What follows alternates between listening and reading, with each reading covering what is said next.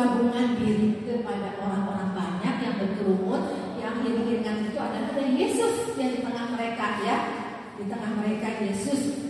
Dan Sakeus ingin tahu di kerumunan itu siapakah Yesus itu. Dia bergabung, tapi dan itu adalah yang disebut dengan perjalanan iman dia. Bagaimana dia dari menggabungkan diri tadi, dia mau bertindak untuk naik pohon untuk sekedar melihat Yesus. Karena orang-orang sana bayang tinggi-tinggi besar pasti, betul nggak Bapak Ibu? Ya, di sana tinggi besar, bukan kayak kita orang Asia. Dan kalau dia cuma gini nggak akan kelihatan, dan kelihatan ketemu orang. Jadi dia berusaha untuk naik ke atas pohon. Udah gitu dia melakukan ini disebut perjalanan iman dengan naik ke pohon, usahanya itu. Dan kemudian apa yang akan berikutnya? Pengalaman iman. Ketika dia di atas pohon dan Yesus melihat dia, Yesus bukan hanya melihat, tapi tahu loh namanya. Tahu, Sakeus. Tahu, wah Yesus. Ketika Yesus melihat, Sakeus, aku mau menumpang di rumahmu dulu. Itulah martabatnya yang rendah. Naik. Tuhan mengangkat martabat Sakeus yang dari hina-hina terangkat. Oh, saya kok orang berdosa, Yesus kok mau ya mampir di rumahku. Dan ketika membalas cinta di situ tahap pendamaian terjadi. Dia mulai mikir ya, rekonsiliasi. Kesadaran umum. Sakeus yang tadinya pengumpul harta ya, pengumpul harta yang gak halal gitu ya. Dia mau mengembalikan setengah dari hartanya, membagikan kepada orang miskin, Bapak Ibu sekalian.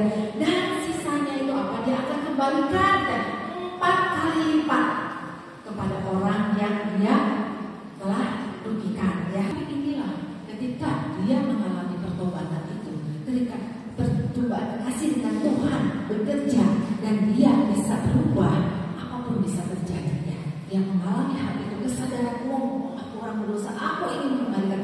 Gak ada yang maksa Bapak Ibu sekalian, gak ada yang maksa ya, karena itu adalah perjumpaan kasih sendiri yang mengubah dia. Dan inisiatifnya selalu datang dari siapa? Tuhan Yesus ya, termasuk kepada diri kita saat ini yang berdosa. Tuhan Yesus yang selalu berinisiatif datangnya dari Tuhan sendiri. Dia menganugerahkan pertobatan itu, mengajak kita, memanggil kita untuk mendekat datang kepadanya. Dan kita merespon atas segala apa yang Tuhan telah anugerahkan itu. Kita datang, kita mendekat kepadanya. Prosesnya selalu seperti itu. Nah pertanyaannya, apakah setiap orang harus mengalami tahap pertobatan dari 1 sampai dengan 5? Lewat tadi apa tuh? Penggabungan, perjalanan iman, pengalaman iman, terus kesadaran umum apa? Sebelum kesadaran umum, perdamaian, rekonsiliasi, kesadaran umum harus seperti itu? Tidak ya, tidak seperti itu. Setiap orang mengalami tahapan berbeda-beda. Saya bilang seperti Paulus bisa, tetapi juga mungkin pada saat fase itu kita juga mengalami sudah tahap 3, bisa aja bro tiba-tiba kayak mundur. Ada mungkin yang kita merasa kekeringan rohani, balik lagi, bisa terjadi Bapak Ibu, bisa. Itu bolak-balik seperti itu. Jadi kita jangan puas sampai di sini. Wah, saya udah bangga nih, saya udah di sini, udah setengah dewa, bentar lagi tinggal mencapai ke langit, jangan ya. Jadi kita tetap rendah hati, siap-siap diproses apapun. Tapi satu adalah kita harus berpegang terus kepada Tuhan ya. Dari proses kita semakin matang atau semakin dewasa di dalam iman. Amin. Jadi pemberitaan kabar baik itu akhirnya itu adalah tawaran kepada pertobatan. Lalu pertobatan adalah karya Roh Kudus. Ini juga benar-benar difahami dan dihayati bahwa pertobatan kita itu adalah karya Roh Kudus di dalam kehidupan kita. Lalu selanjutnya, Roh Kudus itu adalah pelaku evangelisasi. Nah ini juga mengingatkan kepada kita sebagai pewarta kabar baik itu supaya nggak sombong ya Bapak Ibu sekalian. Dan percaya ketika kita mewartakan kabar baik, ya selain kita memberkati orang lain, diri kita juga diberkati. Diri kita juga bertumbuh di dalam iman, harapan, dan kasih. Nah ini doa tobat ada 3 unsur. Yang pertama unsurnya itu selalu ada. Yang pertama-tama itu penyesalan akan kedosaan. Artinya kita mau ajarkan orang yang kita wartakan kabar baik itu dia setuju dulu bahwa selama ini dia itu sudah hidup jauh dari Tuhan. Nah yang kedua itu adalah undangan dan penyerahan diri kepada Tuhan Yesus. Dia mau untuk mengundang, ya buka pintunya tadi, mengundang Yesus masuk ke dalam hidupnya, ke dalam hatinya. Ya, ada unsur itu di dalam doa. Dan yang ketiga, mohon kuasa Roh Kudus. Kenapa perlu mohon kuasa Roh Kudus? Karena dengan kekuatan manusia sendiri itu tuh kita nggak mampu.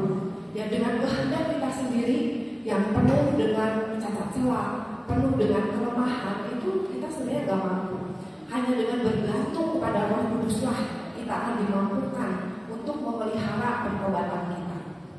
Jadi kira-kira seperti itu ya doanya yang mau kita ajarkan kepada yang kita wartakan kabar baik itu harus mengandung 3 unsur ini.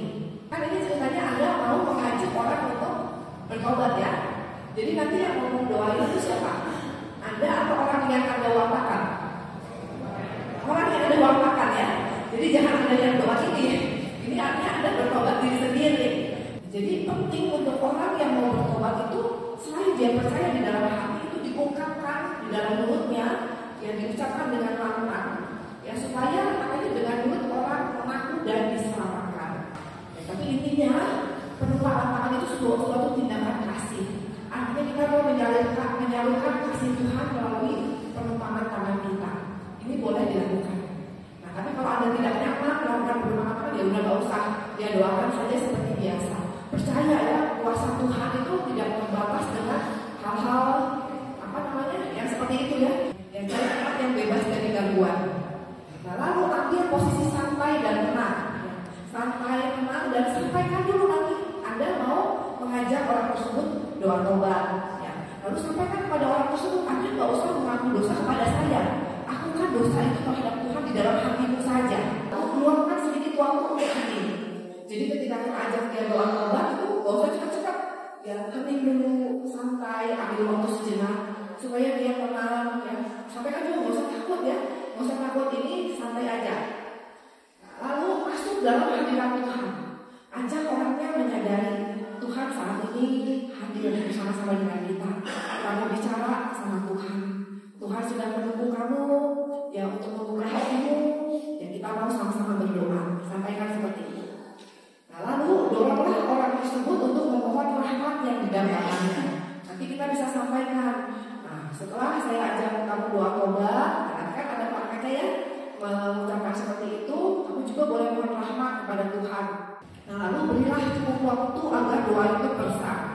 Ketika kita doakan doa tobat, nah kita pelan-pelan aja, biar dia menghayati setiap kata-katanya dengan baik. Nah, supaya doa itu tersah ke dalam